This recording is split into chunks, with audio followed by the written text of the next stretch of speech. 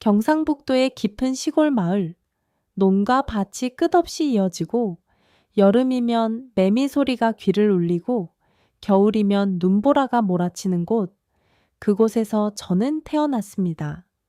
제 이름은 박지연, 5남매 중 셋째였습니다. 우리 집은 늘 가난했습니다. 아버지 박영호는 새벽부터 소를 몰고 밭으로 나가 땀을 흘렸고 어머니 이명숙은 장터에서 나물과 김치를 팔며 하루하루를 버텼습니다. 쌀 한 포대도 아껴 써야 했고 아이들 학용품조차 마음껏 사주지 못할 만큼 빠듯한 삶이었습니다. 어릴 적 제 손에는 늘 흙이 묻어 있었습니다. 봄이면 모내기를 돕느라 맨발로 논바닥을 걸어야 했고 가을이면 벼를 베어들고 허리가 휘청거리며 나다를 털었습니다.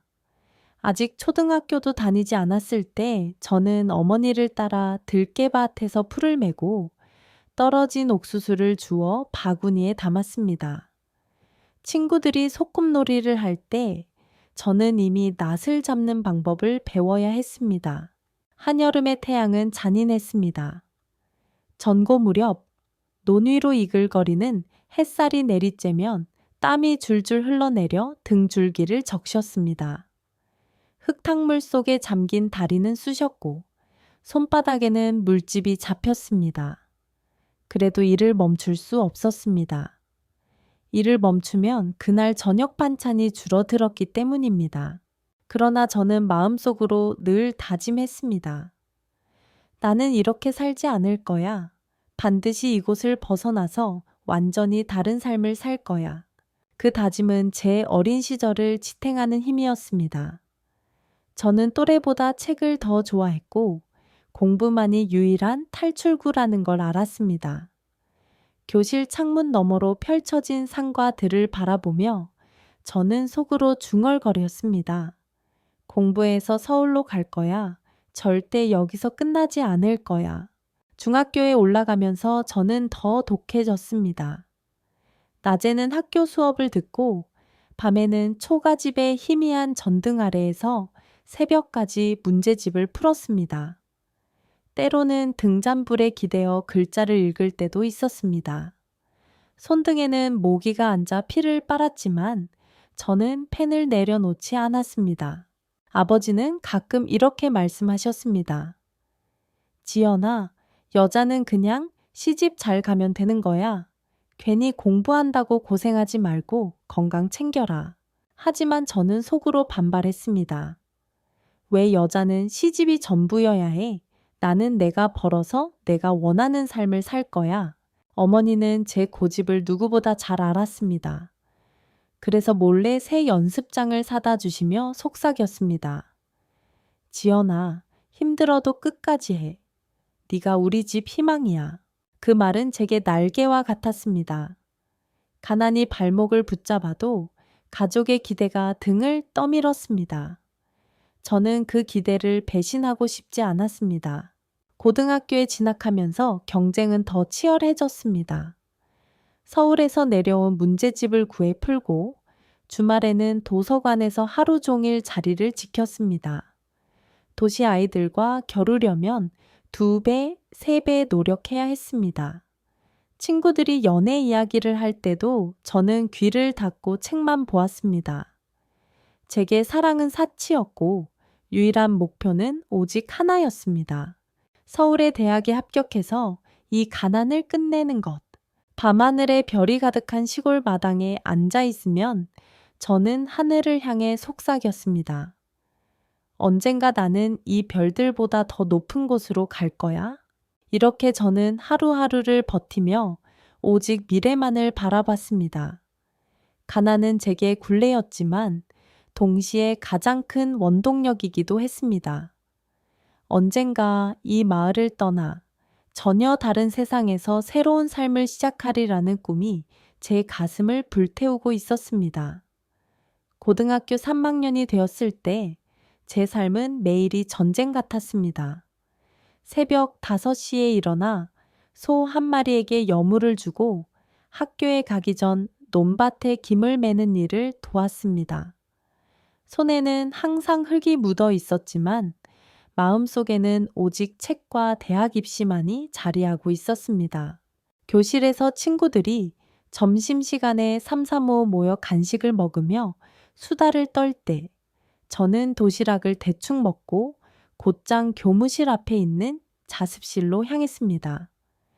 교과서를 펴고 노트에 빼곡히 글자를 적으며 단 한 줄도 허투루 넘기지 않으려 애썼습니다. 밤이면 집에 돌아와 다시 책상 앞에 앉았습니다. 전등이 희미하게 깜빡거려도 책을 덮지 않았습니다. 겨울에는 손이 시려워 펜을 잡기 힘들었고 여름에는 모기떼가 달려들었지만 저는 절대 포기하지 않았습니다. 이 한 문제만 더 풀자 라는 마음으로 새벽 2시, 3시까지 버텼습니다. 아버지는 여전히 말리셨습니다. 여자애가 그렇게 공부해서 뭐 하겠냐? 결국 시집 가면 다 소용없다. 하지만 저는 조용히 속으로 반박했습니다. 아버지, 저는 아버지의 딸이지만 제 인생은 제가 결정해요. 어머니만이 제 편이었습니다. 어느 날 밤늦게 방에서 공부하는 저를 보며 작은 귤 한 봉지를 내밀며 말씀하셨습니다. 지연아, 몸도 챙겨야지. 시험이 다가오니까 더 힘들겠지만 끝까지 버텨. 그 따뜻한 목소리에 눈물이 날 뻔했지만 저는 이를 악물고 웃으며 대답했습니다. 엄마, 저 꼭 해낼 거예요. 엄마 웃게 해드릴게요. 드디어 대학 수학 능력 시험 날이 다가왔습니다. 차가운 겨울 아침, 고사장 앞에서 수많은 학생들과 함께 서 있던 순간 심장이 미친 듯이 뛰었습니다. 떨리는 손을 꼭 쥐고 마음속으로 수없이 다짐했습니다. 이 시험이 내 인생을 바꿀 거야. 시험은 고되고 길었지만 저는 마지막 순간까지 집중했습니다. 교실을 나올 때 눈가가 뜨거워졌습니다. 비록 정답은 알 수 없었지만 할 수 있는 건 모두 쏟아냈다는 확신이 있었습니다. 결과 발표 날 마을의 낡은 공중전화 부스 안에서 수험표 번호를 눌렀습니다. 수화기 너머로 들려온 목소리. 축하합니다. 서울 대학교 경영학과 합격. 그 순간 다리가 풀려 바닥에 주저앉았습니다. 눈물이 쏟아졌고 공중전화 부스 안에서 울음을 삼키며 입을 틀어막았습니다. 집으로 돌아가자 어머니는 눈시울을 붉히며 저를 꼭 안아주셨습니다. 지연아, 네가 해냈구나. 이제 진짜 세상으로 나가는구나. 아버지 역시 아무 말씀 없이 고개를 끄덕이며 담배를 껐습니다. 그 모습에서 비록 말은 없었지만 속으로는 기뻐한다는 걸 알 수 있었습니다. 마을 사람들도 모두 축하해 주었습니다. 박씨 집 셋째가 드디어 서울 간대. 이제 우리 마을에서 장관 나오는 거 아냐? 웃음 섞인 농담이 오갔지만 모두 부러움과 기대가 담긴 말들이었습니다. 짐을 싸던 날 저는 오래된 가방에 옷 몇 벌과 낡은 사전을 넣었습니다. 어머니가 손에 쥐어준 작은 봉투 안에는 몇 장의 원권이 들어 있었습니다. 많이 못 준다. 하지만 혹시 모를 때 써라. 그 봉투를 가슴에 꼭 안으며 저는 다짐했습니다. 절대 허투루 살지 않을 거야. 반드시 성공해서 이 집안을 일으킬 거야. 서울에 도착했을 때 세상은 완전히 달라 보였습니다. 고층 빌딩, 수많은 사람들, 반짝이는 넌사인.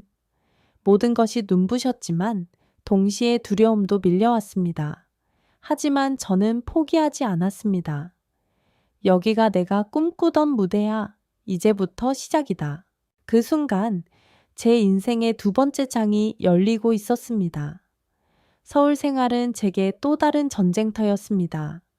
시골에서 막 올라온 20살의 여대생에게 서울의 거리는 거대하고 낯설었습니다. 수많은 사람들, 밤에도 꺼지지 않는 불빛, 버스와 지하철에서 들려오는 쉴, 새의 없는 소음. 처음에는 숨이 막히는 듯 했지만 동시에 그 화려함 속에서 이곳이 내가 반드시 뿌리내려야 할 곳이라는 강한 확신이 들었습니다. 학교 기숙사 방은 좁고 낡았지만 제겐 천국 같았습니다. 옆자리에는 화장품과 잡지를 가득 쌓아놓은 친구들이 있었지만 제 책상 위에는 전공 교재와 문제집, 그리고 고향에서 가져온 낡은 사전 한 권뿐이었습니다. 처음 학기 성적을 받았을 때 저는 학과에서 상위권을 차지했습니다. 교수님이 앞으로 은행이나 증권사에 취업하면 잘할 학생이라고 칭찬해 주셨을 때 가슴이 벅차올랐습니다. 이곳에 온 이유가 분명해졌습니다. 주변에는 저를 좋아한다고 말하는 남학생들도 있었습니다. 술자리에서 번호를 물어보거나 도서관 앞에서 기다리는 이도 있었지요. 하지만 저는 단호했습니다. 사랑? 연애? 그런 건 나에겐 사치야. 나는 공부해서 성공해야 해. 가끔은 친구들이 커플로 캠퍼스를 거니는 모습을 보며 부러움이 스치기도 했습니다. 하지만 그 순간마다 땡볕 아래 논에서 일하던 아버지의 얼굴, 장터에서 손이 갈라져 김치를 팔던 어머니의 모습이 떠올랐습니다. 그 생각이 들면 다시 펜을 잡을 수밖에 없었습니다. 방학이 되면 고향에 내려가지 않고 도서관에서 아르바이트를 했습니다. 책을 정리하고 서가를 닦으며 받은 돈은 많지 않았지만 밥값과 교재비를 충당하는 데 큰 도움이 되었습니다. 무엇보다 내 힘으로 번 돈으로 공부한다는 자부심이 제 발걸음을 가볍게 했습니다. 서울의 겨울은 고향보다 매서웠습니다. 낡은 외투 하나로 버티며 강의실에 들어가면 손끝이 얼어 펜이 잘 잡히지 않았습니다. 그래도 저는 한 줄 한 줄 필기를 멈추지 않았습니다. 스스로에게 속삭였습니다. 지연아, 포기하면 끝이야. 네가 원하는 건 따뜻한 연애가 아니라 확실한 미래야. 그렇게 4년은 눈 깜짝할 사이에 흘러갔습니다. 졸업을 앞두고 저는 이미 은행 인턴십에 합격해 있었습니다. 명함을 받은 날, 그 조그만 종이를 수십 번이나 들여다보며 생각했습니다.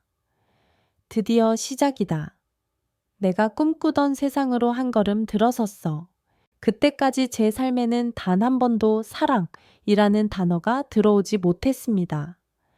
모든 에너지를 공부와 성공에만 쏟아부었던 제가 이제는 사회라는 더 큰 무대에 나설 준비를 하고 있었던 것입니다. 졸업 후 저는 서울 중심계에 있는 대형 시중은행 본점에 입사했습니다. 빛나는 유리 건물, 정장 차림의 직원들, 로비에 울려 퍼지는 클래식 음악까지 모든 것이 시골에서 온 저에게는 다른 세계처럼 보였습니다. 처음 출근한 날, 저는 긴장으로 손에 땀이 날 정도였습니다. 이제 진짜 어른이 되었구나. 이곳에서 나의 미래가 결정되겠구나. 제 가슴은 설렘과 두려움으로 요동쳤습니다. 그날 아침 회의에서 처음으로 제 상사를 보게 되었습니다. 이름은 정민호 부장. 40 초반의 나이에도 깔끔한 정장을 입은 그의 모습은 마치 광고 속 모델 같았습니다. 또박또박한 말투, 여유 있는 미소, 그리고 눈빛까지도 사람을 사로잡는 힘이 있었습니다. 그는 서울 토박이에 집안도 넉넉한 것으로 소문나 있었습니다. 이미 이혼을 했다는 이야기도 들렸지만 오히려 그 점 때문에 주변 여직원들에게는 더 매력적으로 보였습니다. 처음엔 단순히 존경심이었습니다. 저런 상사 밑에서 일하면 많이 배울 수 있겠다. 그러나 시간이 지날수록 저는 이상하게 그의 시선에 흔들리기 시작했습니다. 회의 중에도 우연히 눈이 마주칠 때면 가슴이 쿵 내려앉았고 퇴근길 엘리베이터 안에서 들려오는 그의 낮은 목소리에 얼굴이 붉어졌습니다. 며칠 후 그는 업무와 관련된 핑계를 대며 저를 따로 불렀습니다. 지연 씨, 혹시 오늘 저녁 시간 괜찮아요? 미팅 준비할 게 있는데 차 한잔하면서 얘기하죠. 처음엔 단순한 업무라고 생각했지만 카페에서 마주 앉은 그의 표정은 달랐습니다. 부드러운 미소, 관심 어린 질문, 그리고 제가 말할 때마다 고개를 끄덕이는 진지한 태도. 마치 제가 세상에서 가장 중요한 사람인 것처럼 느껴졌습니다. 그날 이후 야근이 끝나면 종종 문자 메시지가 왔습니다. 오늘 고생 많았어요. 집에 가는 길 조심해요. 힘들 땐 언제든 말해요. 제가 도와줄게요. 짧은 문장이었지만 제 가슴은 뜨겁게 뛰었습니다. 대학 시절 단 한 번도 허락하지 않았던 연애라는 감정이 서서히 문을 두드리고 있었습니다. 저는 스스로에게 수없이 말했습니다. 이건 단순한 착각일 뿐이야. 나한테 필요한 건 사랑이 아니라 성공이야. 하지만 이상하게도 그의 메시지를 기다리는 제 손가락은 솔직했습니다. 퇴근 후 친구의 약속을 취소하고도 그의 부름에는 단 한 번도 거절하지 못했습니다. 작은 식당에서 함께한 저녁, 한강변을 거닐며 나눈 짧은 대화, 그리고 어느 순간 자연스럽게 다가온 그의 손길. 저는 알았습니다. 이제 더 이상 물러설 수 없다는 것을. 그와의 관계는 회사에선 철저히 비밀이었습니다. 낮에는 상사와 부하 직원, 아무 일 없는 듯 업무에 몰두했습니다. 그러나 퇴근 후 불이 꺼진 호텔방에서 우리는 또 다른 관계가 되었습니다. 이중적인 삶이었지만 그때의 저는 그것을 특별함이라 착각했습니다. 가난한 집안 출신의 제가 서울 한복판에서 잘 나가는 남자의 곁에 있다는 사실만으로도 스스로 가치가 높아진 것처럼 느꼈습니다. 그러나 그 길 끝에 어떤 어두운 그림자가 드리우고 있는지는 아직 알지 못했습니다. 정민호 부장과의 만남은 점점 더 잦아졌습니다. 낮에는 아무 일도 없는 듯 서류를 주고받고 보고를 올리는 상사와 부하 직원이었지만 밤이 되면 그의 문자 하나에 저는 망설임 없이 달려갔습니다. 호텔방의 노란 조명 아래에서 저는 그의 곁에 있는 순간만큼은 세상에서 가장 특별한 여자가 된 듯 했습니다. 그러나 동시에 마음 한구석은 늘 허전했습니다. 그는 저를 안은 후 곧 등을 돌리고 잠에 빠졌고 저는 홀로 택시를 타고 새벽의 거리를 달려야 했습니다. 창밖에 비친 제 얼굴은 늘 공허했습니다. 조금만 더 기다리면 언젠가 우리 관계가 달라지겠지. 저는 스스로를 속이며 하루하루를 견뎠습니다. 언젠가 그는 공개적으로 저를 받아줄 거라고 그 믿음 하나로 제 청춘을 쏟아부었습니다. 그러던 어느 날 몸이 이상하게 변했습니다. 아침마다 이유 없는 구역질이 밀려오고 계단을 오를 때마다 숨이 차올랐습니다. 처음엔 단순한 피로라고 생각했지만 시간이 지날수록 불안이 커졌습니다. 결국 약국에서 임신 테스트기를 사들고 좁은 원룸 화장실에 홀로 서 있었습니다. 테스트기 위에 선명하게 나타난 두 줄, 순간 손이 떨리며 바닥에 주저앉고 말았습니다. 설마, 진짜로. 머릿속이 하얘졌습니다. 두려움과 기묘한 희망이 동시에 몰려왔습니다. 어쩌면 이 아이가 우리 관계를 새로운 단계로 이끌지도 모른다는 어리석은 기대 말입니다. 며칠 동안 고민하다가 결국 정민우에게 사실을 알리기로 했습니다.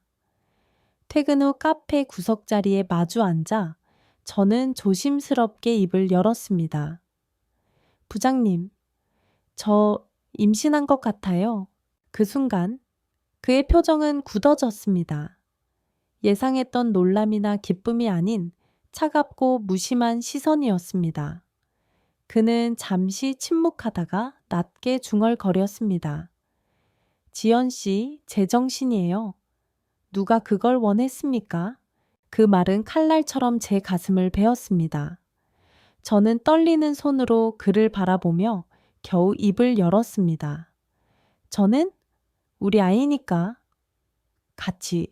그러나 그는 제 말을 끊으며 지갑에서 5만 원짜리 지폐 한 장을 꺼내 탁자 위에 던졌습니다. 이걸로 정리하세요. 더 이상 저를 귀찮게 하지 말아요. 순간 귀가 멍해지고 세상이 무너져 내리는 듯 했습니다. 제가 믿었던 사랑, 제가 꿈꿨던 미래가 허상이라는 사실을 뼈저리게 깨달았습니다. 그날 밤 저는 서울 거리를 방황했습니다. 눈물이 멈추지 않았고 배를 감싸 쥔 손이 떨려왔습니다. 이 아이를 지워야 할까? 아니면 끝까지 안고 가야 할까? 저는 길 한가운데 서서 인생의 가장 잔혹한 선택 앞에 놓여 있었습니다. 정민호의 차가운 말과 돈다발이 제 앞에 던져진 그날 이후 저는 며칠 동안 방 안에 틀어박혀 있었습니다. 밥은커녕 물조차 넘기기 힘들었고 거울 속 제 얼굴은 점점 창백해졌습니다. 그러나 무엇보다 무서운 건 뱃속에서 자라날지도 모르는 생명이었습니다. 이 아이를 지워야 할까? 아니면 끝까지 지켜야 할까? 수십 번 자문했지만 답은 쉽게 나오지 않았습니다. 결국 저는 작은 산부인과를 찾아갔습니다. 차가운 수술대 앞에 앉았을 때 눈물이 쏟아졌습니다. 간호사가 준비를 서두르는 순간 저는 갑자기 자리에서 벌떡 일어나 도망치듯 밖으로 뛰쳐나왔습니다. 차가운 겨울 바람이 얼굴을 때렸지만 오히려 그 바람이 제 정신을 깨웠습니다. 안 돼, 이건 내 아이야. 어떤 이유로든 내가 지켜야 해. 그날 밤 저는 방 안에 제 웅크린 채 눈물로 베개를 적셨습니다. 앞날은 보이지 않았고 가족에게 알릴 용기도 없었습니다. 모든 것이 끝난 듯 보였던 그때 휴대폰 화면에 한 이름이 떠올랐습니다. 김민수. 몇 달 전 같은 동네 공사장에서 일하던 소박한 청년이었습니다. 무뚝뚝하지만 성실했고 저를 좋아한다고 몇 차례 고백했지만 저는 그저 시골 출신의 가난한 노동자라며 매몰차게 거절했었습니다. 그런데 그날 그의 메시지가 눈에 들어왔습니다. 지연 씨, 잘 지내요? 요즘 얼굴이 안 보여서 걱정돼요. 손끝이 떨렸습니다. 한참을 망설이다가 저는 짧게 답장을 보냈습니다. 혹시 내일 시간 돼요? 잠깐 보고 싶어요. 곧바로 답이 왔습니다. 언제든 괜찮아요. 어디로 갈까요? 다음 날 허름한 작업복 차림에 민수가 작은 카페 문을 열고 들어왔습니다. 얼굴은 땀과 먼지로 그을려 있었지만 눈빛만은 따뜻했습니다. 저는 그 앞에서 마치 무너질 듯 떨리는 목소리로 말했습니다. 사실 지금 너무 힘들어요. 기댈 곳이 하나도 없어요. 민수는 한동안 말없이 저를 바라보다가 천천히 대답했습니다. 이유가 뭐든 상관없어요. 지연 씨가 날 선택한다면 나는 절대 뒤돌아서지 않을 겁니다. 순간 제 눈에 눈물이 가득 고였습니다. 그것은 사랑이라기보다는 필사적인 구조 신호를 붙잡는 심정이었습니다. 하지만 저는 알았습니다. 지금 제게 필요한 건 화려한 말이 아니라 곁을 지켜줄 한 사람이라는 것을. 그날 밤 저는 처음으로 민수를 제 원룸으로 불러들였습니다. 제 운명을 바꾸게 될 선택의 순간이 다가오고 있었습니다. 임신 사실을 알게 된 지 얼마 지나지 않아 저는 결국 김민수와 결혼을 결심했습니다. 그것은 사랑의 결과라기보다는 제게 주어진 상황을 벗어나기 위한 유일한 출구였습니다. 결혼식은 소박했습니다. 시골 마을의 작은 예식장에서 가족과 친척 몇 명만 모인 자리, 화려한 드레스도 값비싼 반지도 없었습니다. 민수는 힘겹게 모은 돈으로 작은 금반지를 준비했고 그의 손은 시멘트가 박힌 굳은 살로 거칠었지만 그 손이 제 손에 닿는 순간 묘한 따스함이 전해졌습니다. 어머니는 흐느끼며 제 손을 꼭 잡고 말씀하셨습니다. 지연아, 고생 끝에 복이 온 거야. 착한 남자 만났으니 이제 잘 살아라. 저는 고개를 끄덕였지만 속으로는 복이 아니라 운명에 밀린 선택이라 생각했습니다. 서울을 떠나 고향 근처의 작은 원룸에서 신혼 생활이 시작되었습니다. 낮에는 은행 지점에 출근해 고객을 상대했고, 밤에는 지친 몸으로 돌아와 좁은 방에 앉아 밥을 먹었습니다.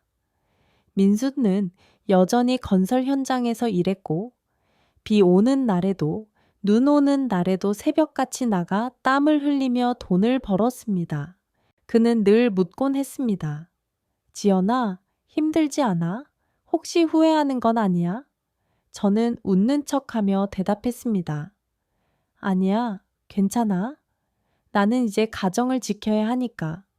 그러나 제 마음속 깊은 곳에서는 여전히 화려한 도시 생활과 더 나은 남자를 꿈꾸고 있었습니다. 시간이 흘러 아들은 건강하게 태어났습니다. 민수는 산부인과에서 아이를 안은 채 눈물을 흘리며 속삭였습니다. 아들아, 아빠가 지켜줄게. 세상에서 제일 소중한 우리 아들. 그 순간 저는 가슴이 철렁했습니다. 아이는 민수를 전혀 닮지 않았다는 것을 누구보다 제가 잘 알고 있었기 때문입니다. 하지만 민수는 단 한 번도 의심하지 않았습니다. 오히려 아이를 볼 때마다 얼굴에 행복이 가득했습니다. 그의 성실함과 헌신에도 불구하고 저는 여전히 그를 촌스러운 노동자라고 깔보았습니다. 퇴근 후 술에 젖은 고객을 응대하고 상사의 눈치를 보며 하루하루 살아가다 보면 내가 왜 이런 삶을 택했을까라는 생각이 스멀스멀 올라왔습니다. 그러나 민수는 불평 한마디 없이 가정을 위해 애썼습니다. 공사장에서 무거운 자재를 들다 허리를 다쳐도 괜찮아, 돈만 벌면 되지 라며 웃어 넘겼습니다. 밤늦게까지 알바를 하다 돌아와서는 제 밥그릇을 먼저 챙기고 아이의 옷을 손수 빨아 널었습니다. 저는 그런 그의 뒷모습을 볼 때마다 오히려 답답했습니다. 왜 이렇게 가난에 안주하지? 왜 더 큰 꿈을 꾸지 않아? 그러나 동시에 알 수 없는 불안이 밀려왔습니다. 언젠가 이 모든 거짓말이 무너져 내릴 날이 올 것 같은 예감이 늘 제 마음을 옥죄고 있었습니다. 결혼 후 3년이 흘러 아들은 어느덧 3살이 되었습니다. 똘망똘망한 눈빛, 통통한 볼살, 종종 걸음으로 마당을 뛰어다니는 모습은 보는 이들의 마음을 절로 녹였습니다. 시골집 마당에서 아이의 웃음소리가 퍼져나갈 때마다 시부모님은 손주를 품에 안고 행복해 하셨습니다. 그날은 아들의 3번째 생일이었습니다. 저는 직장에서 하루 휴가를 내고 작은 파티를 준비했습니다. 장식 풍선을 붙이고 손수 케이크를 만들며 하루를 분주하게 보냈습니다. 민수는 아침부터 공사장에 나갔습니다. 오늘은 꼭 빨리 끝내고 돌아올게 라고 했지만 저는 별 기대를 하지 않았습니다. 점심 무렵 부엌에서 상을 차리다 문득 거실 테이블 위에 놓인 민수의 지갑을 발견했습니다. 늘 허름한 지갑이라 관심도 없었는데 이날따라 괜히 눈길이 갔습니다. 지갑이 평소보다 두툼해 보였고 무슨 종이가 끼워져 있는 듯 했습니다. 별 생각 없이 열어본 지갑 속 낡은 영수증들과 지폐 사이에서 접혀 있는 흰 종이가 눈에 띄었습니다. 저는 무심코 그것을 펼쳤고 순간 온몸이 얼어붙었습니다. 최음파 사진. 날짜는 정확히 3년 전 제가 임신 사실을 처음 알았던 그 시기. 병원명과 환자 이름에는 분명히 제 이름 박지연이 적혀 있었습니다. 임신 6주차라는 글씨가 또렷하게 박혀 있었습니다. 손끝이 덜덜 떨렸습니다. 저는 그 사진을 본 적이 있었습니다. 임신을 확인하고 두려움과 혼란 속에서 결국 쓰레기통에 던져버린 바로 그 사진이었습니다. 그런데 그것이 지금 민수의 지갑 속에 고스란히 남아있다니 심장이 미친 듯이 뛰고 머리가 핑 돌았습니다. 이건 어떻게 된 거지? 내가 버린 걸 민수가 어떻게 가지고 있는 거야? 순간 모든 기억이 되살아났습니다. 그때 저는 민수에게 아이가 자기 자식이라고 거짓말을 했습니다. 그러나 이 초음파 사진은 분명히 제가 진실을 알고 있었음을 증명하는 증거였습니다. 의문은 눈덩이처럼 불어났습니다. 혹시 민수는 처음부터 알고 있었던 걸까? 제가 속였다는 걸 다 알면서도 모른 척 받아들였던 걸까? 저는 힘이 빠져 거실 바닥에 주저앉았습니다. 손에 쥔 초음파 사진이 땀에 젖어 구겨져 갔습니다. 눈물이 솟구쳤지만 울 수도 없었습니다. 민수, 당신은 도대체 언제부터 알고 있었던 거야? 왜 아무 말도 하지 않았어? 그 순간 제가 수년간 촌스럽다, 부족하다며 깔보았던 남자가 사실은 저보다 훨씬 더 많은 걸 감당하고 있었다는 사실을 깨달았습니다. 저녁이 되어 민수가 들어왔을 때 그는 여느 때처럼 환하게 웃으며 아들을 안아 올렸습니다. 우리 아들 생일 축하해. 아빠가 선물 사왔어. 저는 그의 웃는 얼굴을 바라보며 말할 수 없었습니다. 숨겨진 진실을 아는 건 이제 저 혼자만이 아니었습니다. 민수 역시 모든 걸 알고 있으면서도 끝까지 침묵을 선택한 것이었습니다. 그날 밤 아이가 잠든 후 저는 남편의 등을 바라보며 눈물을 삼켰습니다. 그토록 멸시하며 살았던 남자가 사실은 세상에서 가장 큰 그릇을 가진 사람일지도 모른다는 생각이 머리를 떠나지 않았습니다. 아들의 생일날 지갑 속에서 발견한 초음파 사진은 제 마음을 송두리째 흔들어 놓았습니다. 그날 밤 이후로 저는 민수를 예전처럼 볼 수 없었습니다. 침대에 나란히 누워 있어도 제 시선은 자꾸만 그의 뒷모습을 좇았습니다. 두툼한 어깨, 공사장에서 흘린 땀으로 다져진 굳은 살, 그리고 아이 곁에 앉아 책을 읽어주며 웃는 얼굴. 그 모든 것들이 새로운 의미로 다가왔습니다. 민수는 처음부터 알고 있었어. 내가 속였다는 걸 다 알면서도 왜 아무 말도 하지 않았을까? 그의 침묵은 무지에서 비롯된 것이 아니었습니다. 오히려 저보다 훨씬 더 깊은 사랑과 책임에서 나온 것임을 이제야 알 수 있었습니다. 며칠 뒤 아이가 밤늦게 열이 올라 응급실로 달려간 적이 있었습니다. 저는 당황해 울음을 터뜨렸지만 민수는 한 손으로 아이를 안고 다른 손으로 제 등을 토닥이며 의사에게 침착하게 설명했습니다. 열이 갑자기 올랐습니다. 토는 하지 않았고요. 기침은 조금 했습니다. 그 순간 저는 깨달았습니다. 아이가 피 한 방울 담지 않았어도 진짜 아버지는 민수라는 사실을. 그 후로 저는 은근히 민수를 관찰했습니다. 새벽마다 무거운 도시락 가방을 들고 나서는 뒷모습, 퇴근 후 땀으로 젖은 옷을 갈아입고 아이와 축구공을 차주던 모습, 그리고 제가 짜증 섞인 말을 내뱉을 때조차 미소로 받아 넘기는 태도. 예전에 저는 그런 모습을 보고 답답하다. 왜 저렇게 바보같이 참기만 할까? 라고 생각했습니다. 하지만 이제는 달랐습니다. 그것이 바보 같은 것이 아니라 오히려 저와 아이를 향한 헌신의 증거였다는 걸 알게 된 것입니다. 어느 날 제가 무심코 당신은 왜 늘 그렇게 조용해? 나 같으면 진작 화냈을 거야 라고 묻자 민수는 잠시 제 얼굴을 바라보다가 조용히 웃으며 말했습니다. 지연아, 화내면 뭐가 달라져? 차라리 묵묵히 하는 게 더 낫잖아. 그 대답이 제 가슴을 찔렀습니다. 저는 그의 평범한 말 속에서 제가 결코 가지지 못했던 넓은 그릇을 보았습니다. 그날 밤 저는 처음으로 민수의 옆에서 쉽게 잠들지 못했습니다. 눈물이 베개를 적시며 속으로 중얼거렸습니다. 미안해요, 민수 씨. 그동안 당신을 너무 몰랐어요. 초음파 사진을 발견한 이후 저는 하루하루가 고통스러웠습니다. 민수를 볼 때마다 감사와 죄책감이 동시에 밀려왔습니다. 그는 여전히 예전과 다름없이 묵묵히 출근했고 퇴근 후엔 아이와 놀아주며 소박한 미소를 지었습니다. 아무 일 없다는 듯 평온한 모습이었지만 그 침묵이 오히려 제 마음을 더 무겁게 했습니다. 밤마다 저는 휴대폰을 들여다보며 친구들의 SNS를 보곤 했습니다. 명품 가방, 해외여행, 호텔 뷔페 사진이 끊임없이 올라왔습니다. 옛 연인 정민호의 흔적이 기사나 금융 관련 뉴스 속에서 보일 때면 제 가슴은 쓰라리게 조여왔습니다.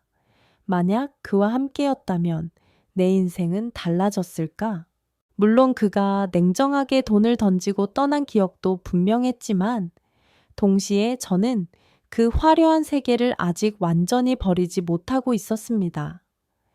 옆에서 아이와 즐겁게 블록을 쌓는 민수를 바라보면서도 제 눈은 여전히 비교하고 있었습니다. 왜 우리 집은 늘 빠듯할까? 왜 민수는 여전히 현장에서 땀 흘리며 벽돌을 쌓을까? 어느 날 저녁 식탁에서 무심코 이런 말을 내뱉고 말았습니다. 당신은 언제까지 이렇게 살 거야? 다른 사람들은 다 자리를 잡고 안정된 직장 다니는데 당신은 왜 늘 똑같아? 순간 민수는 젓가락을 멈추더니 잠시 저를 바라보다가 고개를 숙였습니다. 그리고 조용히 대답했습니다. 미안해. 나도 노력하고 있어. 하지만 당장은 방법이 없어. 그 말에 저는 괜히 화가 났습니다.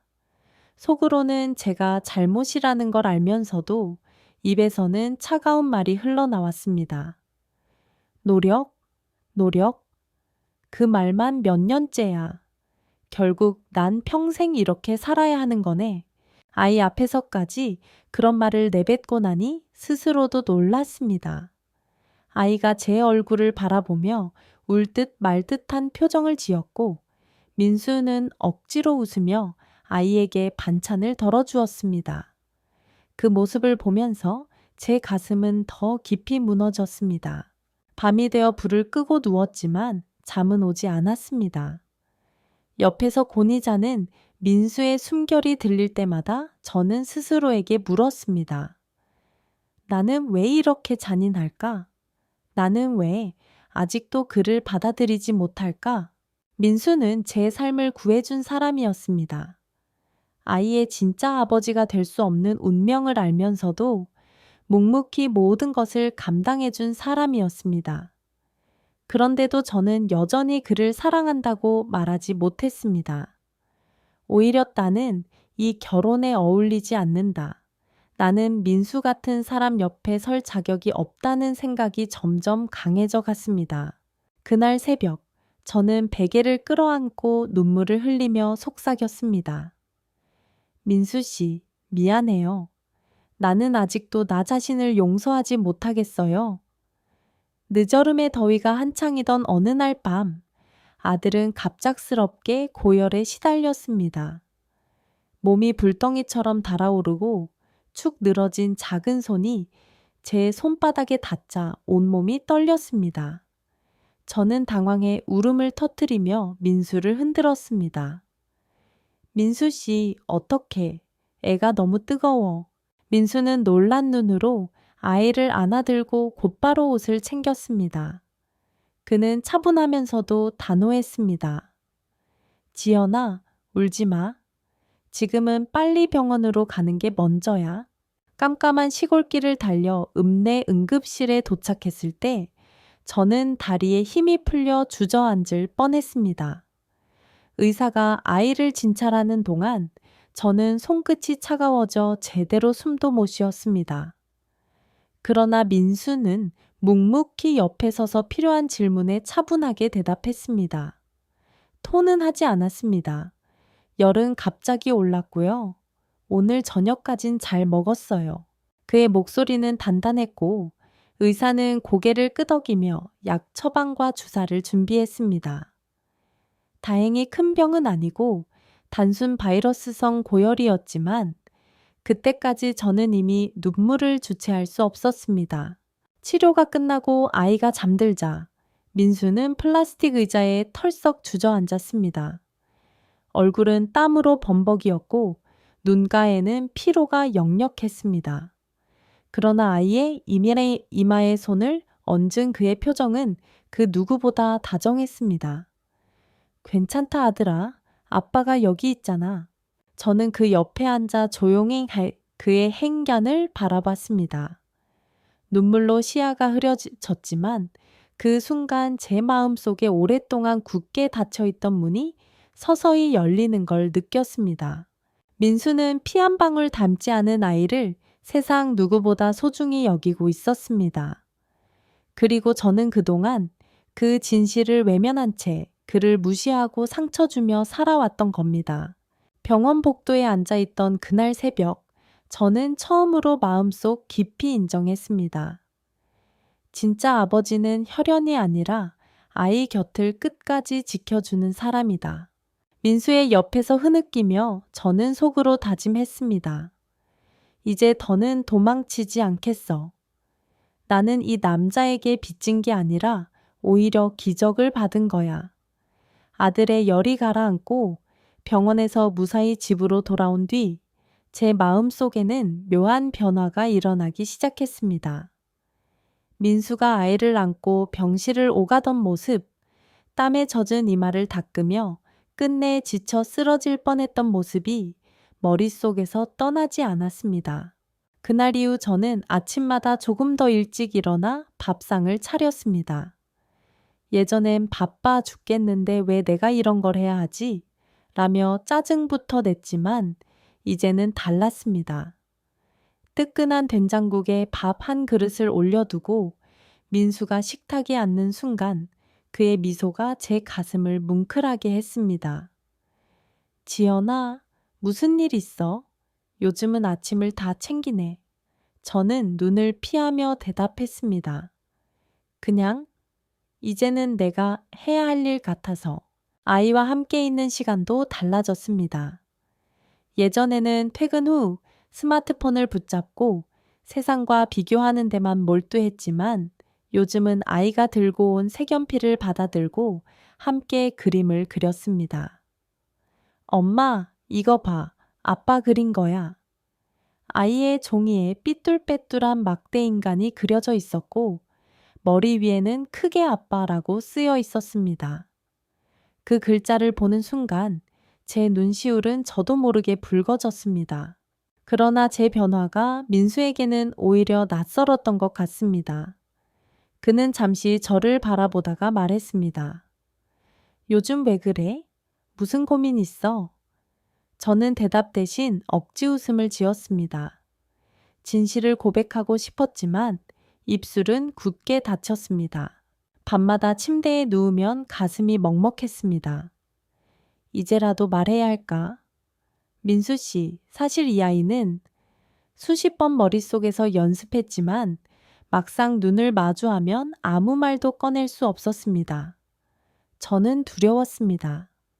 그가 지금까지 보여준 모든 따뜻함이 제 고백 한마디로 무너질까봐 대신 저는 더 열심히 움직였습니다.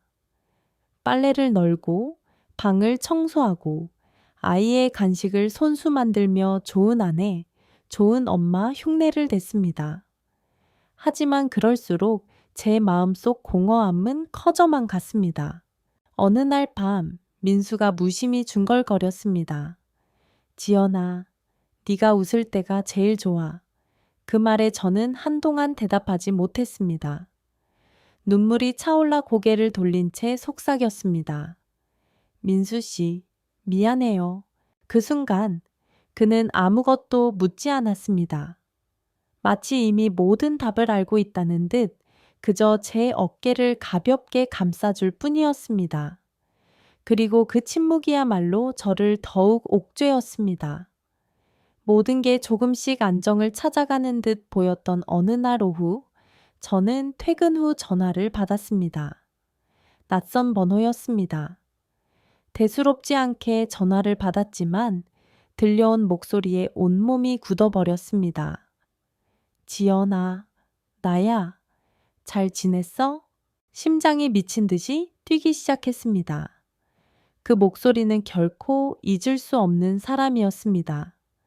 과거 제가 모든 걸 걸고 사랑한다고 믿었지만 결국 가장 깊은 상처만 남긴 남자 정민호였습니다.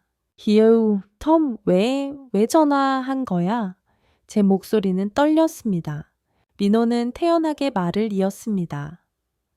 몇 년이 지났지만 내 소식을 들었어. 결혼했다며? 아들도 있다지. 보고 싶어서 한번 만나자. 순간 저는 손에서 휴대폰을 떨어뜨릴 뻔했습니다.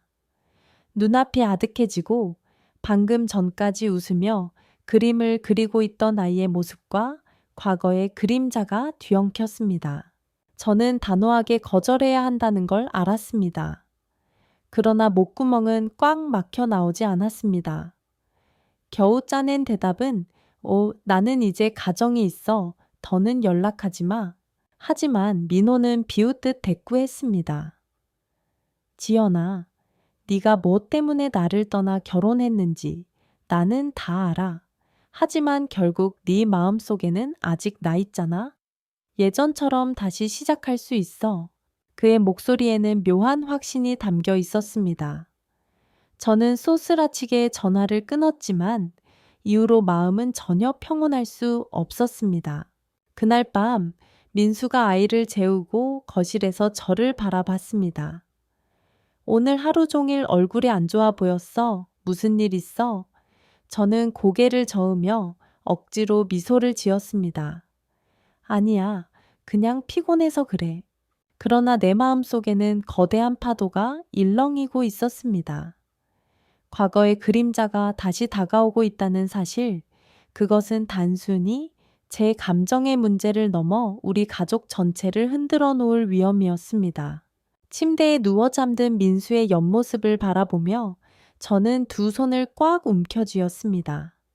제발, 제발. 다시는 그 사람에게 흔들리지 말자. 이번엔 지켜야 해. 그러나 제 결심과 달리 이미 시작된 균열은 마음 깊은 곳에서 천천히 번져가고 있었습니다. 며칠 뒤 회사에서 일을 마치고 나오는데 휴대폰으로 메시지가 도착했습니다. 발신인은 또다시 정민호였습니다. 지연아, 오늘 저녁 카페에서 잠깐만 보자. 마지막으로 할 얘기가 있어. 저는 한참 동안 휴대폰을 움켜쥔 채 서 있었습니다. 거절해야 한다는 걸 알면서도 발걸음은 이미 카페 쪽으로 향하고 있었습니다. 마음속 어딘가에서 확실히 끝내야 한다는 변명 같은 이유를 붙이며 카페 안으로 들어서자 그는 이미 창가에 앉아 있었습니다. 잘 다려진 흰 셔츠, 반짝이는 시계, 매끄럽게 넘긴 머리. 여전히 화려하고 자신감 넘치는 모습이었습니다. 왔구나. 그가 미소 지으며 자리를 권했습니다. 저는 긴장된 손끝으로 커피잔을 움켜쥐었습니다. 무슨 말 하려고 부른 거야? 제가 냉랭하게 묻자 민호는 한참 동안 저를 똑바로 바라보다가 입을 열었습니다. 지연아, 네 아들, 내 아들이잖아. 순간 제 호흡이 멎는 듯 했습니다. 머릿속이 하얘지고 심장이 쿵 내려앉았습니다. 뭐라고? 민호는 태연하게 말을 이었습니다. 다 알았어. 네가 결혼을 서둘렀던 이유도 지금 그 남자가 진짜 아버지가 아니라는 것도. 지연아, 이제라도 아이에게 진짜 아버지를 찾아주자. 그의 말은 제 가슴을 송곳처럼 찔렀습니다. 제가 평생 숨기고 싶었던 비밀, 그 누구보다 들키고 싶지 않았던 진실이 너무도 뻔뻔하게 그의 입에서 흘러나오고 있었습니다. 저는 떨리는 목소리로 반박했습니다. 지금 와서 무슨 소리야? 당신은 그때 나와 아이를 버렸어. 기억 안 나? 그러자 그는 차가운 미소를 지으며 낮게 속삭였습니다. 그땐 어쩔 수 없었지. 하지만 지금은 달라. 사업도 안정됐고 내가 가진 걸로 아이에게 훨씬 더 나은 미래를 줄 수 있어. 국제학교, 외국 유학. 내 남편 같은 평범한 인부가 줄 수 없는 것들 말이야. 저는 의자에서 벌떡 일어나려 했지만 다리가 떨려 쉽사리 움직이지 못했습니다.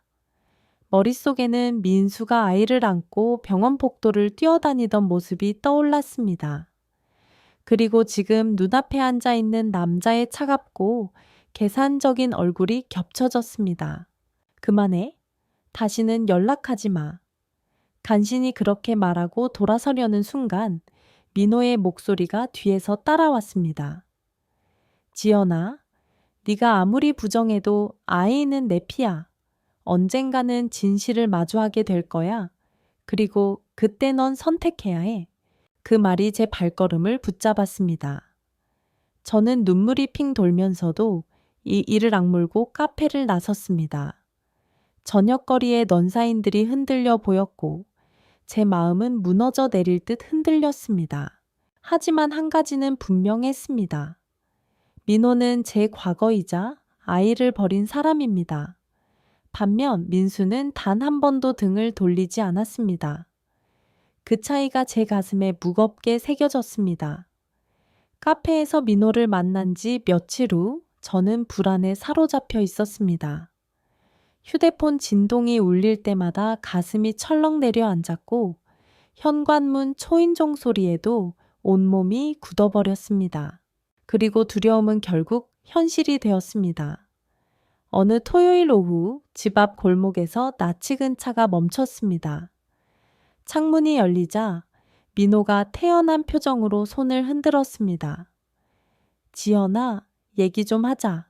마당에서 공을 차고 있던 아들이 저 차를 호기심 어린 눈으로 바라보았습니다. 순간 심장이 덜컥 내려앉아 저는 황급히 아이를 안아 집 안으로 데려갔습니다. 하지만 민호는 집 앞까지 따라 들어오며 낮게 말했습니다. 언제까지 숨길 수 있다고 생각해. 법원에 가면 진실은 다 드러나. 그 순간 뒤늦게 일을 마치고 돌아온 민수가 마당으로 들어섰습니다. 땀에 젖은 셔츠 차림이었지만 눈빛은 단단했습니다. 누굽니까? 짧고 굵은 물음에 민호는 피식 웃으며 대답했습니다. 나는 이 집 아이의 친부요. 당신은 잘 알지도 못하면서 아버지 행세를 하고 있군. 순간 공기가 얼어붙었습니다. 저는 민수의 눈치를 보며 머리를 흔들었습니다. 민수 씨, 저 사람 말 듣지 마. 그냥 돌아가라고 해. 그러나 민호는 아랑곳하지 않고 서류 봉투를 꺼내 흔들었습니다. 이건 소송 준비 서류야. 조만간 법원에서 보게 될 거다.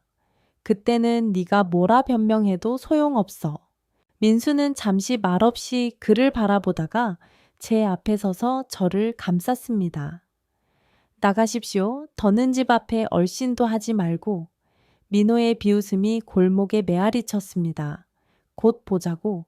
재판장에서. 차가 떠나간 뒤에도 저는 온몸이 떨려 주저앉았습니다. 손끝이 차갑게 얼어붙었고 숨이 제대로 쉬어지지 않았습니다. 민수는 그런 저를 부축하며 조용히 말했습니다. 괜찮아. 두려워하지 마. 우리 같이 맞서면 돼. 하지만 제 눈에서는 눈물이 쏟아졌습니다. 결국 제가 숨기고 도망친 과거가 다시 우리 앞에 나타나 가장 소중한 것을 빼앗아 가려 하고 있었습니다. 며칠 후 등 기우편이 도착했습니다. 봉투를 뜯는 순간 제 손은 떨렸습니다.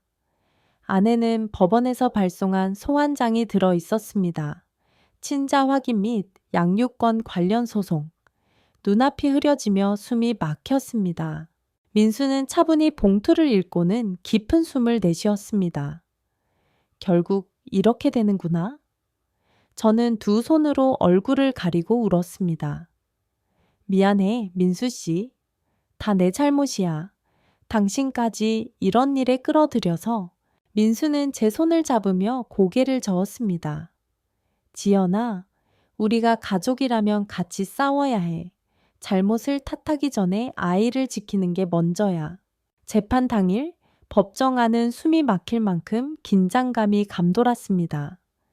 앞자리에 앉은 민호는 비싼 정장을 차려입고 옆에는 변호사까지 대동했습니다. 그는 자신감에 가득 찬 얼굴로 법정 전체를 내려다보듯 도드 앉아 있었습니다. 반면 저는 민수 옆에서 온몸이 굳어 있었습니다.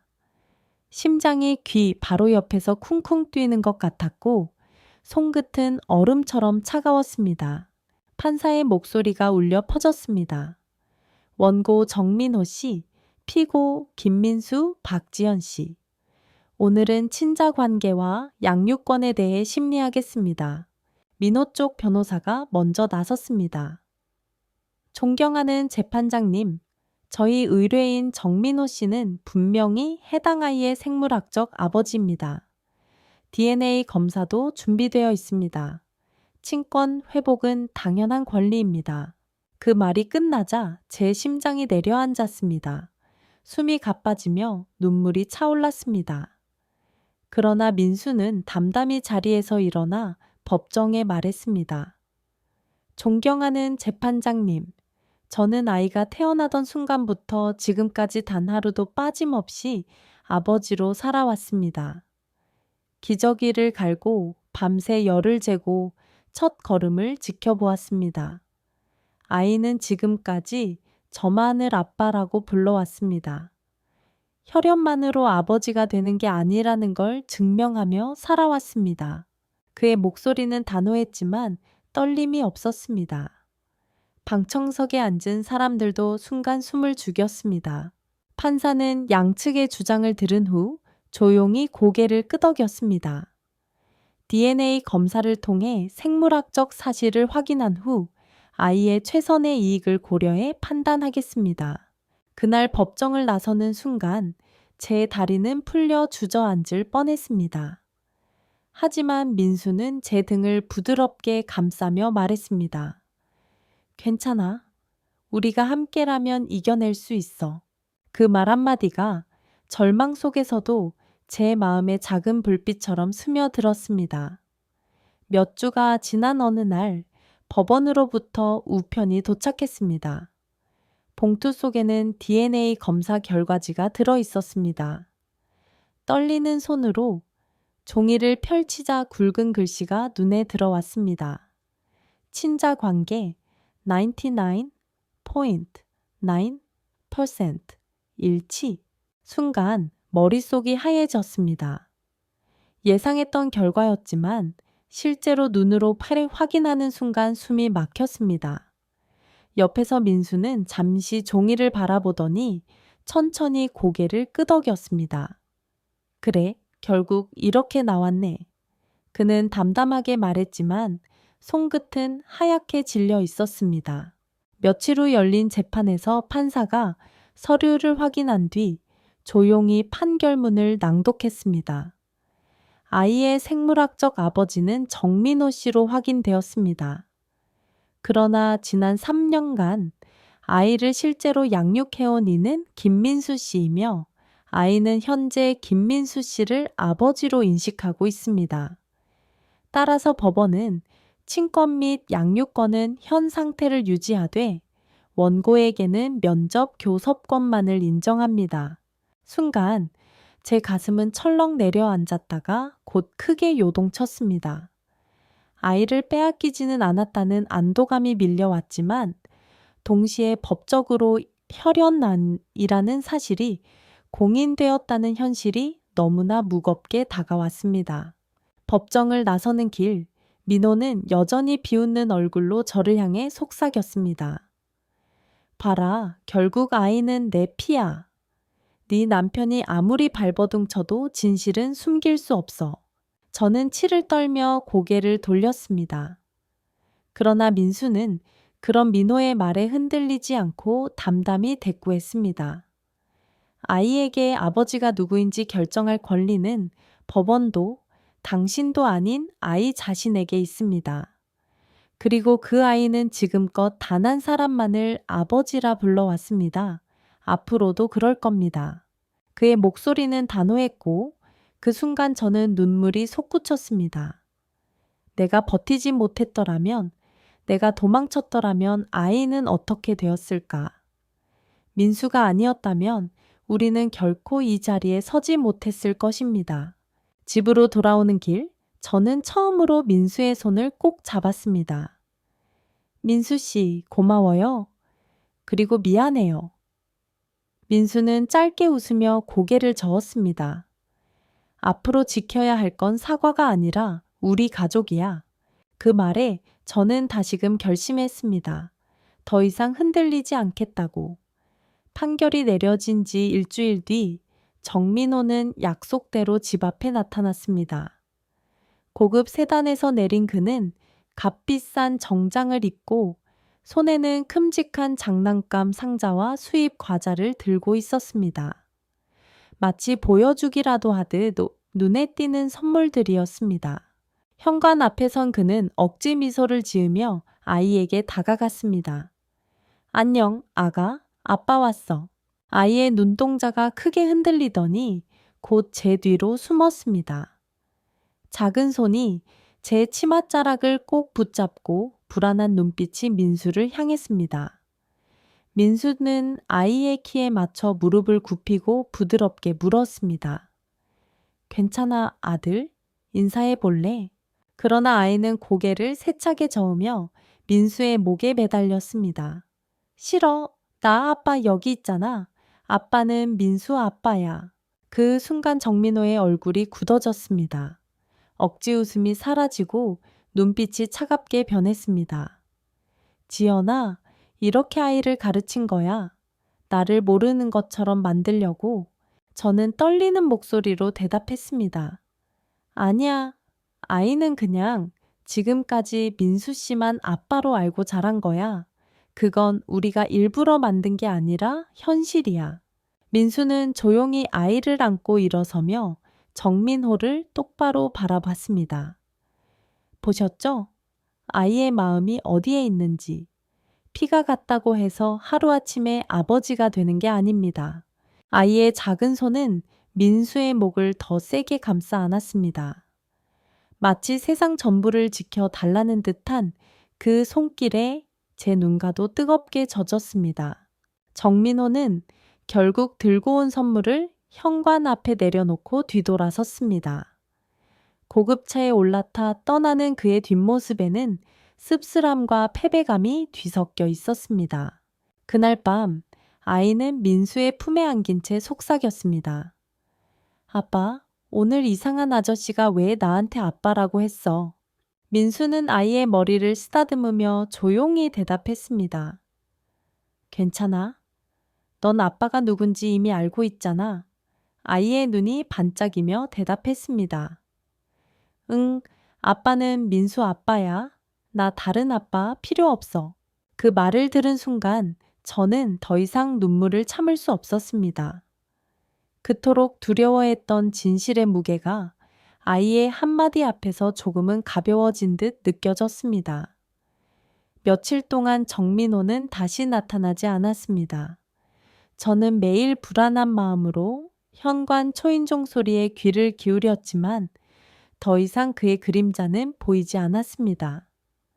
대신 어느 날 아침 우편함 속에 낯익은 필체의 봉투가 하나 들어 있었습니다.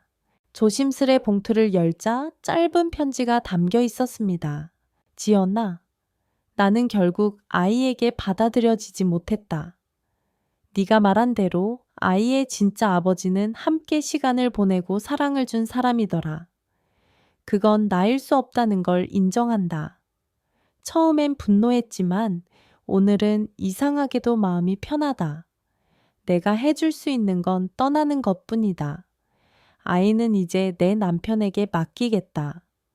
다만 언젠가 아이가 크면 진실을 알게 될지도 모른다. 그때는 나를 원망해도 좋다. 행복해라. 정민호. 편지를 읽는 순간 눈물이 저절로 흘러내렸습니다. 그토록 무자비하게 저를 내던졌던 사람이 이제는 조용히 물러나겠다고 말하다니. 분노와 안도 그리고 설명하기 힘든 허무함이 동시에 밀려왔습니다. 민수가 퇴근 후 집에 돌아오자 저는 편지를 건넸습니다. 그는 묵묵히 글을 끝까지 읽고는 깊은 숨을 내쉬었습니다. 결국 포기했군. 그의 목소리에는 승리의 기쁨보다 씁쓸한 연민이 담겨 있었습니다. 저는 눈물을 닦으며 조심스레 물었습니다. 민수 씨, 나 이제 괜찮은 걸까? 이젠 진짜로 우리한테 평온이 오는 걸까? 민수는 잠시 제 눈을 바라보다가 아이가 놀고 있는 방 쪽을 향해 고개를 끄덕였습니다. 우린 이미 평온 속에 있어. 다만 네가 이제야 그걸 볼 준비가 된 거지. 그 말에 제 가슴은 무겁게 흔들렸습니다. 지난 세월 제가 놓치고 외면했던 행복이 사실은 언제나 제 곁에 있었다는 사실을 이제야 깨닫고 있었습니다. 정민호의 편지가 도착한 지 며칠 후 우리 집은 다시 일상의 고요를 되찾아가는 듯 보였습니다. 그러나 제 마음은 여전히 무겁게 짓눌려 있었습니다. 지난 3년 동안 감춰왔던 거짓말과 죄책감이 여전히 제 가슴을 짓누르고 있었기 때문입니다. 어느 늦은 밤 아이가 곤히 잠든 뒤 저는 민수에게 다가갔습니다. 그는 거실 불을 희미하게 켜둔 채 서류를 정리하고 있었습니다. 떨리는 목소리로 말을 꺼냈습니다. 민수 씨, 나 이제는 더 숨기고 싶지 않아. 민수가 고개를 들어 저를 바라봤습니다. 그의 눈빛은 조용했지만 깊었습니다. 저는 두 손을 무릎 위에 꼭 모으며 한마디 한마디 내뱉었습니다. 처음에 당신에게 다가갔던 건 사랑이 아니었어. 그저 도망치고 싶어서, 그리고 아이를 지키고 싶어서 당신을 이용했어. 결혼식 날조차 내 마음은 공허했고 당신에게 고마움보다 미안함이 더 컸어. 목소리가 점점 떨리며 눈물이 흘러내렸습니다. 나는 끊임없이 비교하고 당신을 무시하고 냉정하게 굴었어. 그런데도 당신은 한 번도 나를 원망하지 않았지. 오히려 나와 아이를 감싸줬어. 나는 정말 끔찍한 아내였어. 민수는 잠시 말이 없었습니다. 그 침묵이 칼날처럼 제 가슴을 찔렀습니다. 그러나 그는 이내 깊은 숨을 내쉬며 제 곁에 앉았습니다. 지연아. 그는 제 손을 조심스럽게 감쌌습니다. 사실 난 다 알고 있었어. 네가 나를 선택한 이유도 아이가 내 친자가 아니라는 것도. 하지만 그럼에도 함께하겠다고 마음먹은 건 그때의 내 눈빛 때문이었어. 절망 속에서라도 살아남으려는 간절한 눈빛. 저는 눈물이 쏟아져 말을 잇지 못했습니다. 민수는 제 손을 꼭 잡으며 조용히 미소 지었습니다. 이제 와서 과거를 묻고 싶지 않아. 중요한 건 지금 그리고 앞으로야. 네가 이제라도 솔직해졌으니 그걸로 충분해. 그의 말에 가슴속 깊이 묵혀있던 돌덩이가 조금씩 녹아내리는 듯 했습니다. 저는 울먹이며 그의 품에 안겼습니다. 민수 씨, 이번에는 내가 약속할게. 거짓 없이 도망치지 않고 당신과 아이 곁에서 끝까지 함께 할게. 민수는 제 등을 천천히 토닥이며 대답했습니다. 그럼 이제 진짜 가족이 되는 거야. 그 순간 제 눈앞이 또렷해졌습니다. 이제 더는 과거에 매이지 않고 진실을 마주한 채 새로운 길을 걸어갈 용기가 생긴 것이었습니다. 몇 달이 흐른 뒤 우리 집 앞마당은 조금 달라져 있었습니다. 낡은 대문 옆에 작은 간판이 새로 걸렸습니다. 지연식당. 화려하진 않았지만 나무판에 정성스럽게 새겨진 글씨에는 우리의 새로운 시작이 담겨 있었습니다. 민수는 낮에는 공사장에서 일하고 저녁에는 함께 가게 일을 도왔습니다. 저는 새벽부터 재료를 준비하고 아이를 어린이집에 보내고 나면 가게 문을 열었습니다. 메뉴는 화려하지 않았습니다. 김치찌개, 된장찌개, 제육볶음, 그리고 제가 자신 있는 잡채와 불고기 정도. 하지만 동네 주민들은 집밥 같아서 좋다며 하나둘 찾아주기 시작했습니다. 처음엔 몇 명 되지 않았던 손님이 점점 늘어나더니 저녁 시간이 되면 자리가 가득 차는 날도 생겼습니다. 바쁘게 주방을 오가면서도 손님들이 웃으며 밥을 먹는 모습에 제 마음도 따뜻해졌습니다. 하루는 아이가 유치원에서 돌아오자마자 가게 안으로 뛰어들어와 자랑스럽게 외쳤습니다. 엄마, 친구들이 우리 집 밥집 맛있대. 그 말에 저는 피곤한 줄도 모르고 웃음을 터뜨렸습니다.